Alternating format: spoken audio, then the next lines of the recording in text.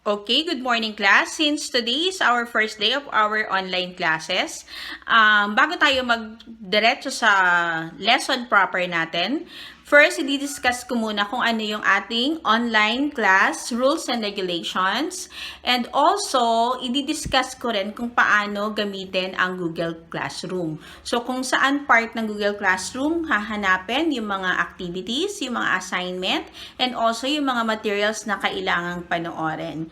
So, yon. But later on, after nung discussion ng class rules and also ng Google Classroom, meron pa rin tayong isang maikling topic regarding our main subject, Cookery Grade 10. Okay, so please turn off your microphone at makinig.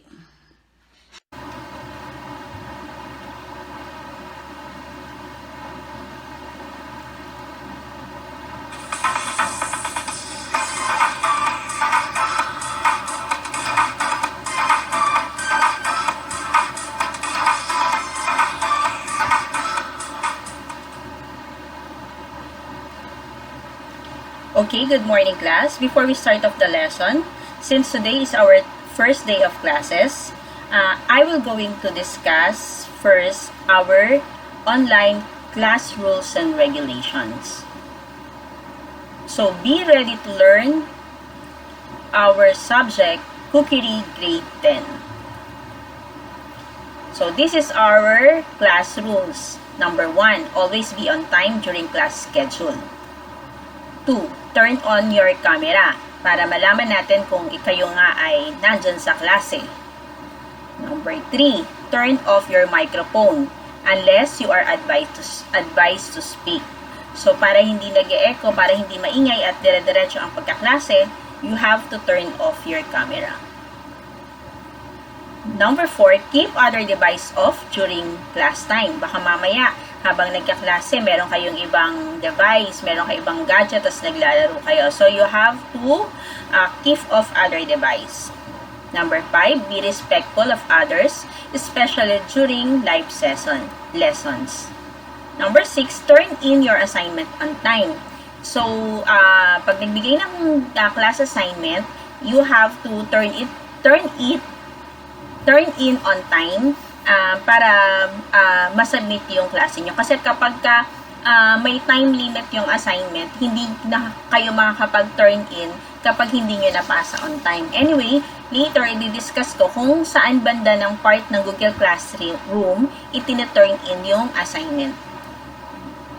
Create a quiet workplace. So, as much as possible, hanap kayo ng lugar na tahimik, na hindi kayo madidisturb kung saan kayo a-attend ng ating online class.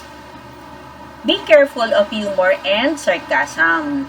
Especially, online tayo. Baka maririnig ng lahat yung mga sarcasm and humor nyo na hindi naman applicable dito sa klase natin.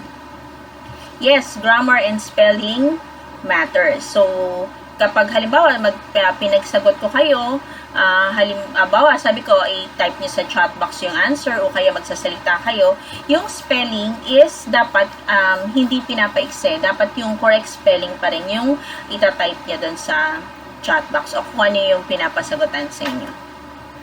Don't post or share, even privately, inappropriate materials. Baka mamaya nagkaklase tayo, tapos biglang may mag-share dyan, may magpe-present ng mga inappropriate materials. As much as possible, dapat walang mga ganyan sa mga cellphone nyo or mga laptop nyo.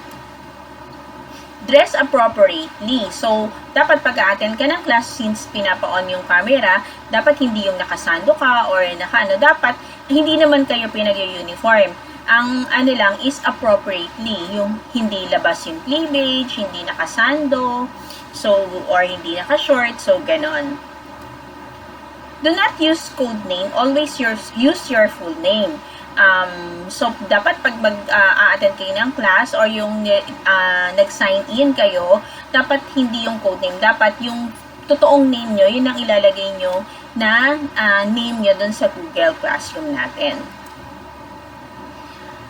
As you sign in, type present in the chat box. So, halimbawa, nakapasok na kayo sa Google Classroom or dito sa Google Meet natin. May chat box sa may right side. So, magta-type lang kayo present. So, para alam natin na kasi minsan hindi nakikita lahat yung mga pictures dun sa pictures ninyo unless nagsalita kayo.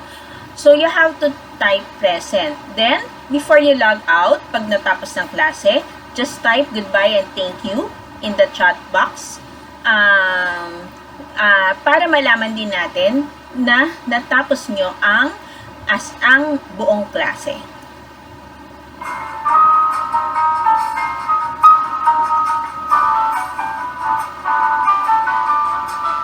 Then, of course, always check your Google Classroom for new updates. So, yun yung mga kailangang i-follow kapag nag-a-attend tayo ng online classes. Okay, before we start off the lesson proper, I will going to discuss first the content of the Google Classroom. So, sa Google Classroom, meron tayong tinatawag na stream, meron tayong tinatawag na classwork, merong people, and merong grades. So, ano ba yung meron dito sa stream? Diyan sa stream, nakasulat kung ano yung mga announcement ni teacher, katulad nito. Halimbawa, yan, nakalagay dito. Maylene Huliganga posted a new assignment. So, pag kinlik mo yan, lalabas yung kung ano yung inassign na assignment ni teacher. So, babalik ako. Okay? May nakalagay din dito. Maylene Huliganga posted a new material. First 4 lessons. So, kung ano yung mga pinost ni teacher or kahit yung mga pinost nyo, pwedeng ilagay nyo, itatype nyo dito. So, yan. Kung meron kayong Google Meet schedule, nilalagay dyan din sa stream.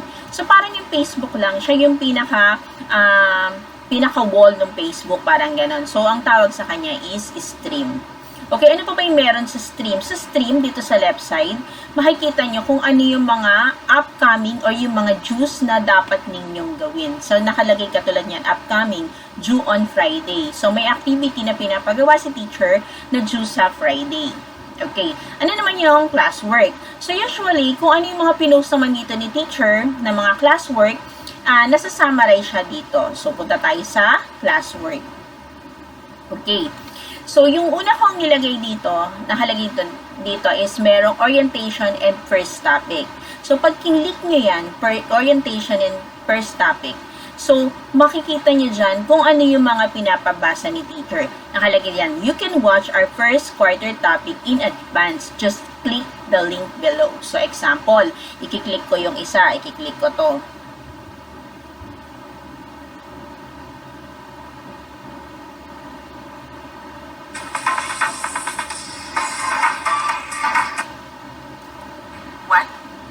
Okay. So, ibig sabihin, merong pinapapanood sa inyo si teacher na yun daw yung klase na dapat ninyong pag-aralan. Halimbawa, ito, 1, 2, 3, 4. So, 4 na yung materials na dapat ninyong pag-aralan. So, kunwari, kiklik ko yung number 2. Okay. You can open this naman sa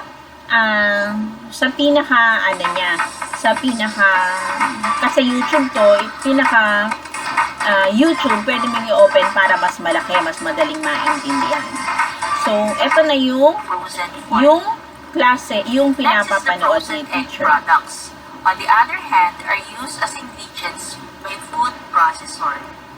Products containing egg yolks usually have salt, sugar, or corn syrup added to prevent gelatation or increase viscosity.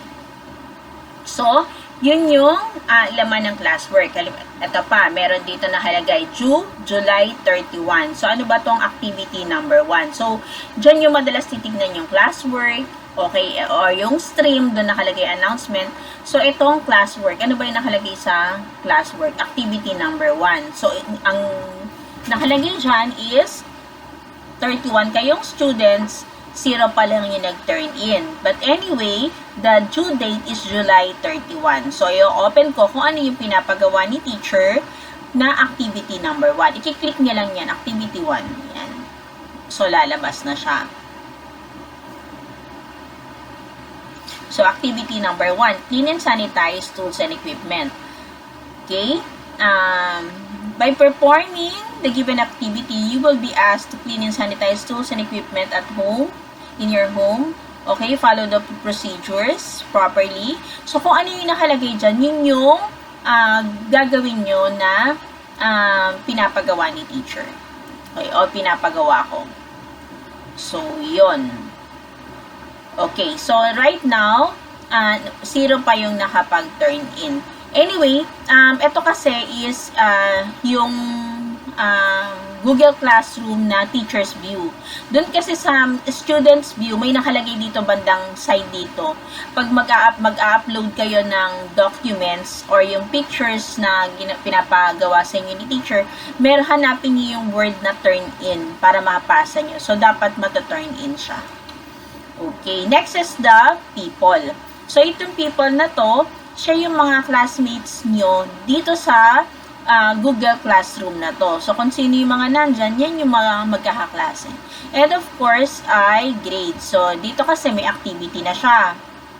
So, pag na-checkan na yung isang activity, magkakaroon na yan ng score. Halimbawa, 90 over 100. So, automatic na nagkakaroon na yan ng grades dyan. Okay.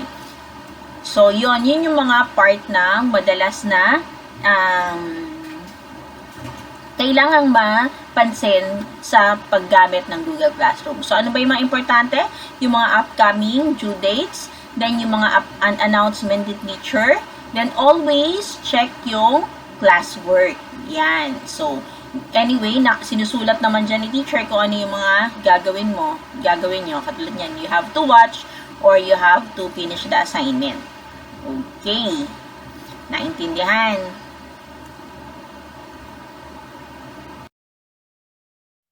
Okay, so,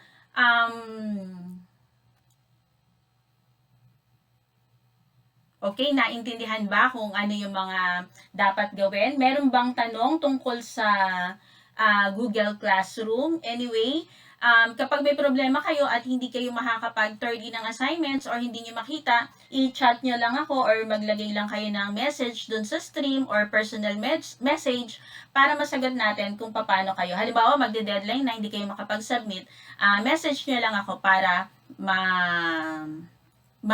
ma-turn in nyo yung mga assignment nyo at yung pinagagawa. Okay, and now, this is our lesson proper. So, dyan sa mga students, kayo, makinig kayo mag-igid. Eto, maiksi lang yung topic natin ngayon since nagkaroon tayo ng orientation. Pero meron pa rin tayong quiz after. Pinaiksi ko lang kasi limited yung time. Maiksi lang yung topic natin ngayon. Our topic for today is tools and equipment na ginagamit sa cookery. Okay, makinig ha. Mag-notes kasi baka mamaya kayo ang matawag.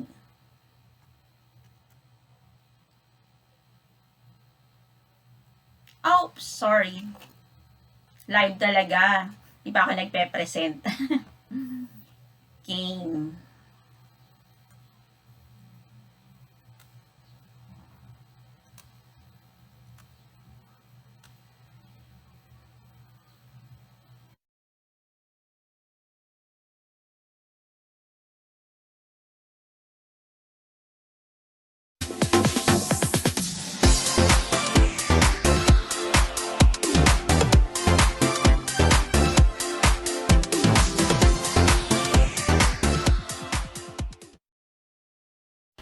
Cookery Grade 10, First Quarter.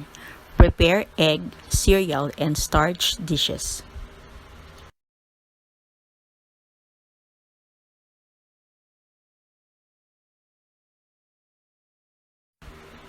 First Quarter Objectives. At the end of this quarter, you are expected to perform mise en place. Prepare and cook egg, cereal, and starch dishes. Present egg, cereal, and starch dishes, and store egg, cereal, and starch dishes. Overview. This quarter will provide you learners the essential knowledge and opportunities to develop your skills and gain understanding in the preparation, cooking, presentation, and storing egg, cereal, and starch dishes. You will be able to know the needed tools and equipment and learn how to clean and sanitize them after each use. Differentiated activities and hands-on activities were given to give you opportunities to transfer what you have learned.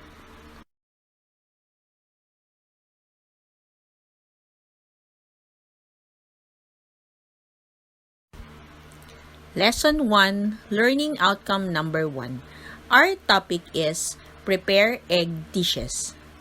In cookery, egg refers to poultry or fowl products.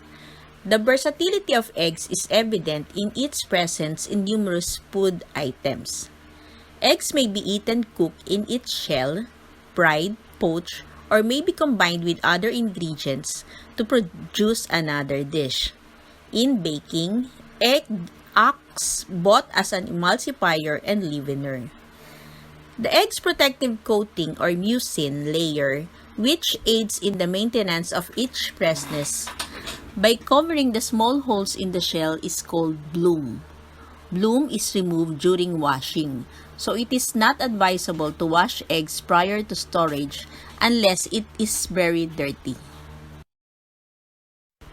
Removal of the mucin layer will expose the holes, making the egg susceptible to bacterial penetration and dehydration, thus hastening deterioration of its quality. Eggs are produced commercially in farms with a few hundreds laying chickens or in large laying complexes with thousands of layers. Small and micro-sized backyard poultry, either in small poultry cages or as free-range chicken, are also producing eggs.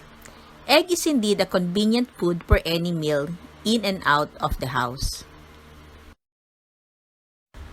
Lesson 1, Learning Outcome Number 1. Perform mise en place.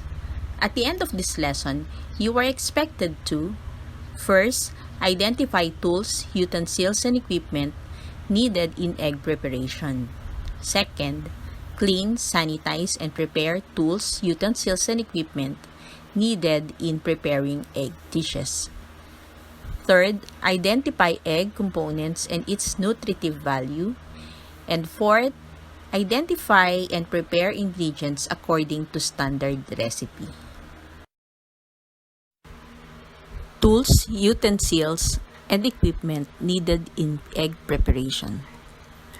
In the preparation of egg dishes, the first consideration is to identify the needed tools and equipment and how to clean and sanitize them after each use.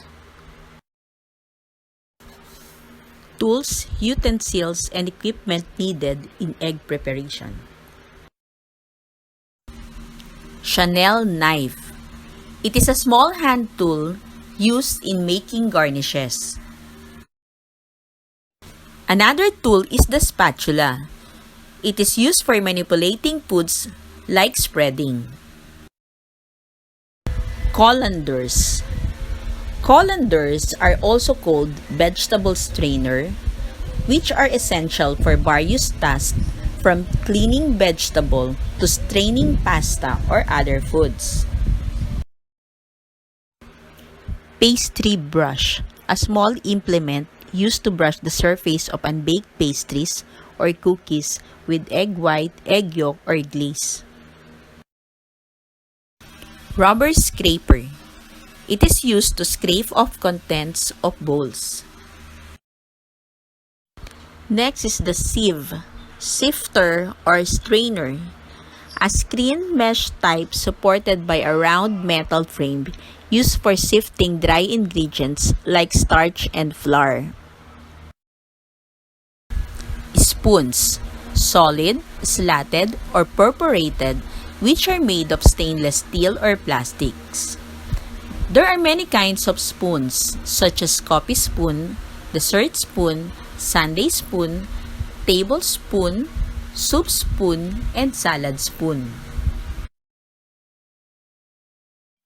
Egg poacher, A miniature bain-marie with an upper dish containing indentations of each size to hold an egg or contain separate device for poaching. Omelette pan. Heavy base frying, usually of cast iron or copper, with rounded, sloping sides, used exclusively for omelettes. Measuring cup for liquid ingredients are commonly made up of heat-proof glass and transparent so that the liquid can be seen. Measuring spoons. It comes in variety of sizes, shapes, materials, and colors. These are used to measure smaller quantities of ingredients. Measuring cup, a kitchen utensil used for measuring liquid or bulk solid cooking ingredients such as flour and sugar. Saucepan, deep cooking pan with a handle used primarily for cooking sauce or food with a sauce. Mixing bowls.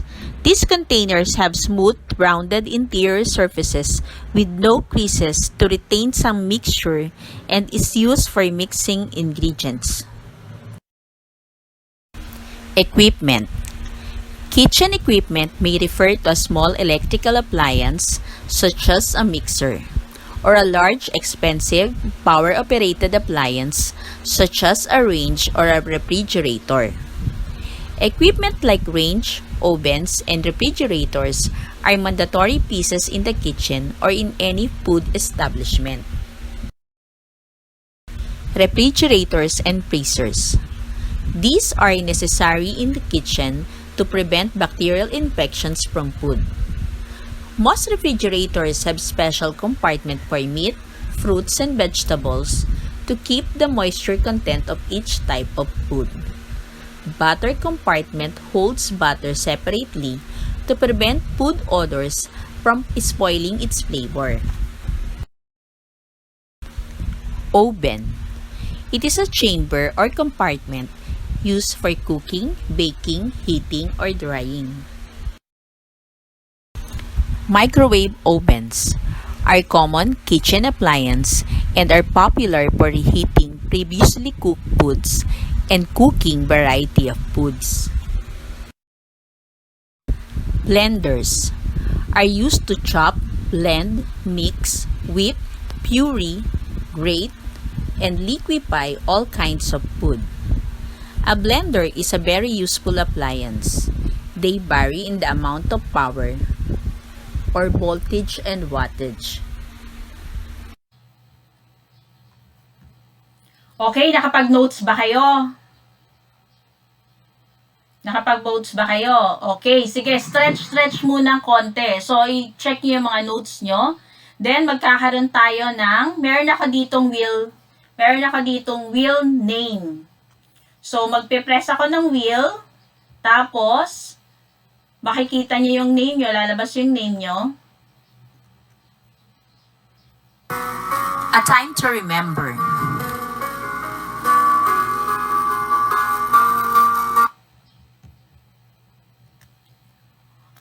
Okay, game na ha. Magpe-present ako ulit. Ito ay ang ating quiz.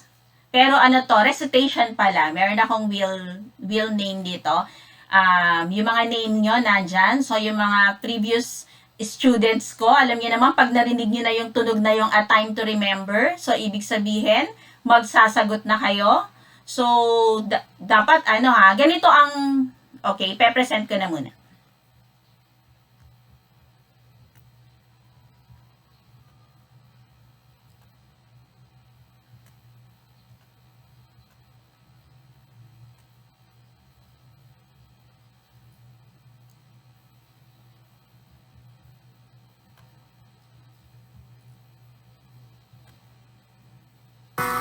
A time to remember.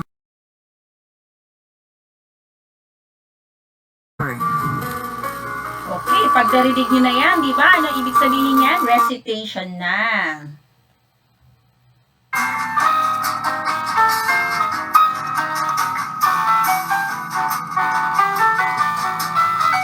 Okay, rules of the game. Magpapaikot ako ng wheel name, tapos may ipe-present ako ng question. So, kung sino at kaninong pangalan tumapat, so yan yung mga nag-register, yung mga naunang nag-register dun sa ating Google Classroom. So, tinype ko yung mga pangalan. So, kung sino kaninong tumapat yung pangalan, i-on nyo yung microphone nyo, then, sasagot kayo kung ano yung tanong. Naintindihan? O, sige, sample ha, halimbawa.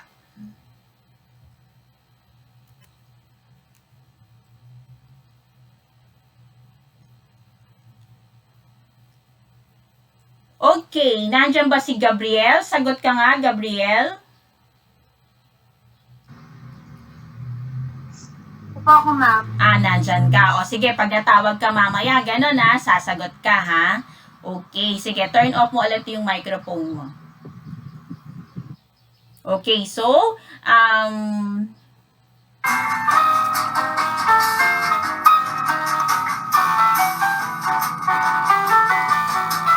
okay, name the following tools and equipment and explain its uses. Sino ba ang dapat na sumagot?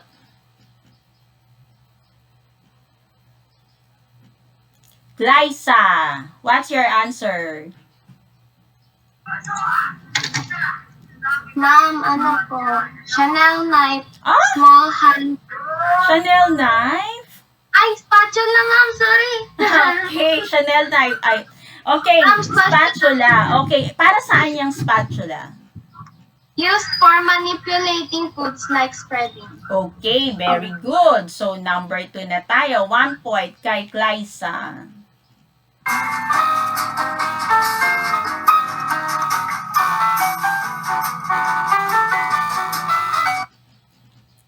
Okay. Aryan Tinlak, sagot. Pastry brush po. Okay, para saan ang pasty brush? It is a small implement used to brush liquid in top of the food. Okay, very good. Next question. Number 3.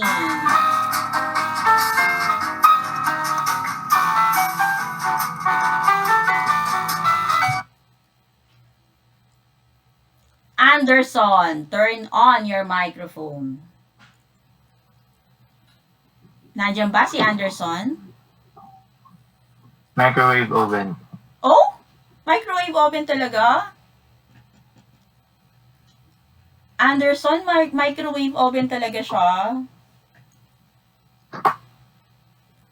Okay, who wants to save Anderson?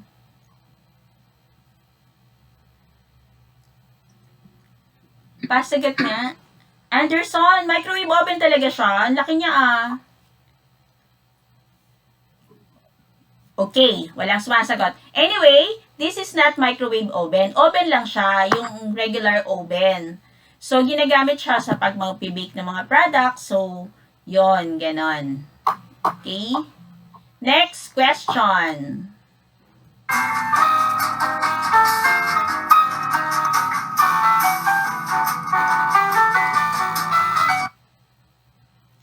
Okay, Rain Katindig, turn on your microphone.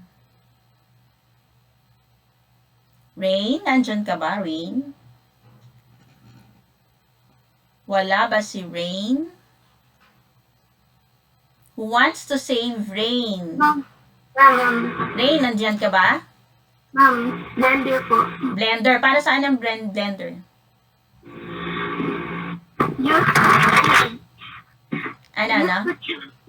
Used to chop, blend, mix, whip, puree, grate, or liquefy all kinds of food. Okay, very good. Next question.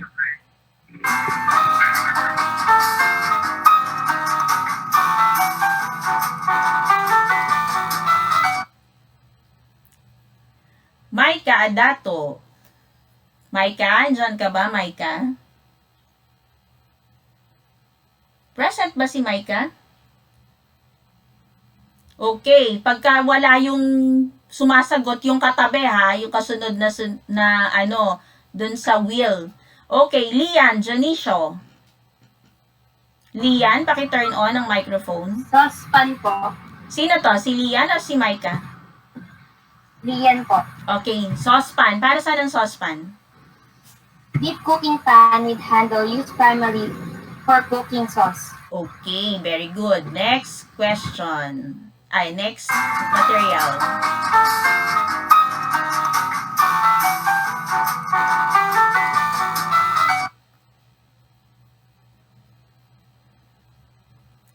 Okay, Guillermo, turn on your microphone.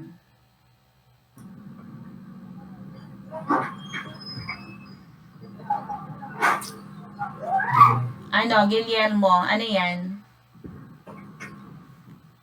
Guillermo, hello. Guillermo, nag-on ka? Nandyan ka ba, Guillermo? Wala? Nandito po. Nandito. Ano yan?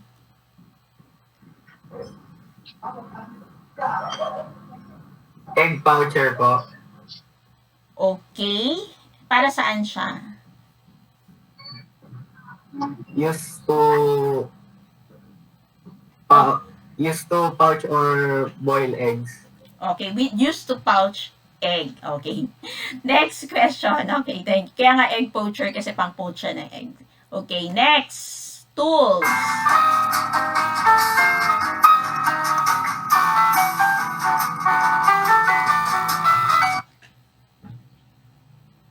Okay. Cherish Joy. Oh, Cherish Joy.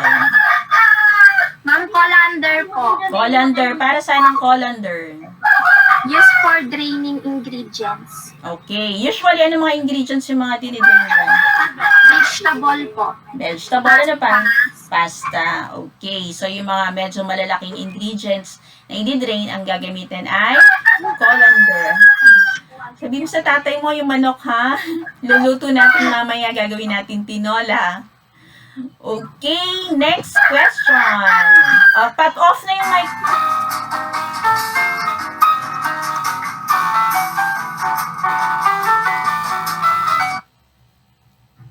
Ara Christine, pakit-on ng microphone. Ara, andyan ka ba? Opo, ma'am. Okay, ano yan? Rubber scraper po. Okay. Patanong ba yan o sagot? Sagot, ma'am. Sagot. Akala ko tinatanong mo ako. Okay, para saan yung rubber scraper? Wait lang, ma'am. Hinahanap. Hinahanap mo? Di mo maalala? Diyos ko. Sorry, ma'am. Okay, rubber scraper to pang? Used to Naubos na oras natin. scrape po. Okay, rubber scraper used to scrape off ingredients, usually sa mga bowl. Okay, anyway, correct. Okay, paki-off ang microphone. Next question.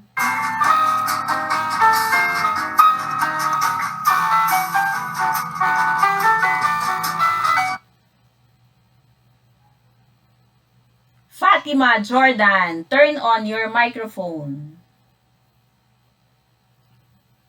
Fatima, nandyan ka ba?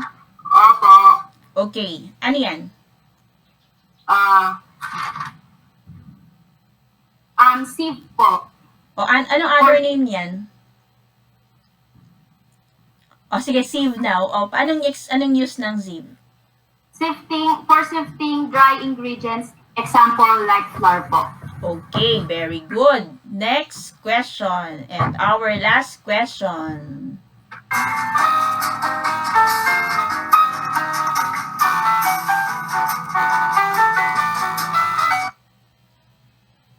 Gabriel. Okay, kanina ikaw yun ang unang na-spin. Ikaw pala ang final question. Turn on your microphone, Gabriel.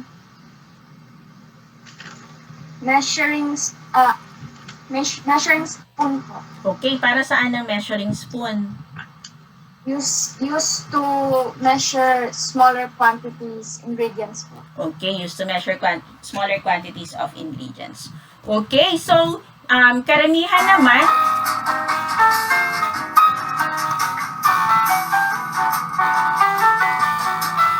Okay, karamihan naman sa natin is mga nakasagot. Maiksi lang talaga yung topic ko for today because orientation pa lang naman. So, napaka-brief nung lesson natin. So, just reminders, before you log out, just comment goodbye and thank you if you are thankful for today. Then, always check your Google Classroom. So, kanina, pinakita ko naman na kung paano o kung saan part ng Google Classroom i-check yung mga kailangan tignan. I already posted one assignment which is due on Friday. Paki-check nyo na lang. So, This is Mylene Huliganga. Thank you for watching. okay, that's my outro. Pag narinig nyo na ang aking outro na yan, ibig sabihin, patapos na ang ating klase. So, I hope na may naintindihan kayo ngayon. Pinaiksi ko lang talaga yung, actually hanggang 10:30 pa tayo, kaya lang kasi di ba may orientation. Kaya very maiksi lang talaga yung lesson na tinakal ko. Then, after natin, kasi after mga 10:30 may klase pa kayo, so pwede kayong mag-break muna. Then, i-check nyo na rin yung Google Classroom nyo. Naka-post naman ako, ipe-present ko ulit ha. Papakita ko kung saang part ng Google Classroom yung titignan yung assignment. Okay. Ito ha, ipapakita ko. Check nyo yung maigi.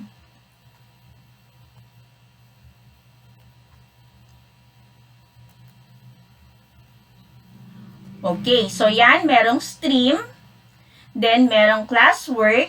So, dun sa classwork, meron nang nakalagay na assignment, which is due on Friday. So, babasahin nyo lang yan, then, i-view nyo lang yung assignment. Eto, nakalagay na yung assignment, direction, hindi na ako nagbigay pa ng ibang documents para diretso ko nang tinype doon. So, i-check nyo na lang, always yung Google Classroom nyo, yung stream, kung ano yung mga assignment, para madali. Then, pagka may problem, i-message na lang ako para masagot ko. Especially now na alam ko na nga na nangangapa pa rin kayo kung paano gumamit ng Google Meet, kung paano gumamit ng Google Classroom. So, i-message nyo lang kung may problema dun sa mga pagta-turn in ng mga assignments or kung hindi nyo mapanood yung mga materials na ipinost ko doon. Okay? Good morning and thank you sa lahat. This is Mylene Huliganga. Thank you for watching and thank you for listening to my class. Okay.